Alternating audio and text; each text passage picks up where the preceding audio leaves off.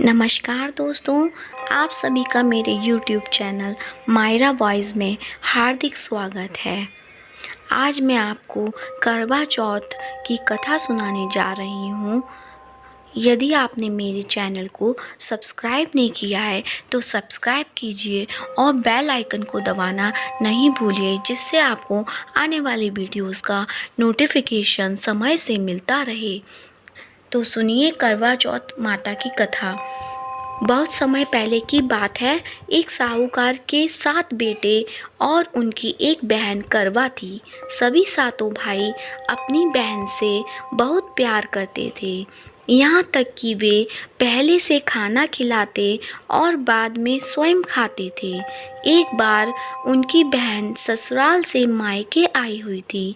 शाम को भाई जब अपना व्यवसाय बंद कर घर आए तो देखा उनकी बहन बहुत व्याकुल थी। सभी भाई खाना खाने बैठे और अपनी बहन से भी खाने का आग्रह करने लगे, लेकिन बहन ने बताया कि उसका आज करवा चौथ का निर्जल व्रत है और वह खाना सिर्फ चंद्रमा को देखकर उसे अर्घ देकर ही खा सकती है।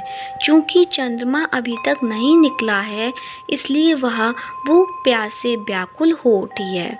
सबसे छोटे भाई को अपनी बहन की हालत देखी नहीं जाती और वह दूर पीपल के पेड़ पर एक दीपक जलाकर चलनी के आटे में रख देता है। दूर से देखने पर वह ऐसा प्रतीत होता है कि जैसे चतुर्थी का चांद उदित हो रहा हो। इसके बाद भाई अपनी बहन को बताता है कि चांद निकल आया है, तुम उसे अर्घ देने के बाद भोजन कर सकती हो। बहन खुशी के मारे सीढ़ियों पर चढ़कर चांद को देखती है, उसे अर्घ देकर खाना खाने बैठ जाती है। वह पहला टुकड़ा मुंह में डालती है तो उसे छींक आ जाती है। दूसरा टुकड़ा डालती है, उसमें बाल निकल आता है और जैसे ही तीसरा टुकड़ा मुंह में डालने की कोशिश करती है तो उसके पति की मृत्यु का समाचार उसे मिलता है। वह बौखला जाती है। उसकी भाभी उसे सच्चाई से अवगत कराती हैं कि उनके साथ ऐसा क्यों हुआ।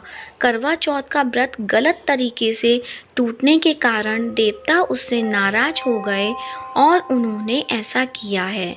सच्चाई जानने के बाद करवा निश्चय करती है कि वह अपने पति का अंतिम संस्कार नहीं होने देगी और अपनी सतीप्त उससे उन्हें पुनर्जीवन दिलाकर रहेगी। वह पूरे 1 साल तक अपने पति के शव के पास बैठी रहती है, उसकी देखभाल करती है। उसके ऊपर उगने वाली सुईनुमा घास को वह एकत्रित करती जाती है। 1 साल बाद फिर करवा चौथ दिन आता है। उसकी सभी भाभियाँ करवा चौथ का व्रत रखती हैं। जब भाभियाँ उससे आशीर्वाद लेने आती हैं तो वह प्रत्येक भाभी से यम सुई ले लो, पिया सुई दे दो, मुझे भी अपनी जैसी सुहागिन बना दो, ऐसा आग्रह करती है।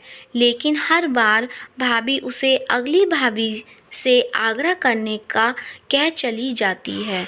इस प्रकार जब 6ठे नंबर की भाभी आती है तो करवा उससे भी यही बात दोहराती है।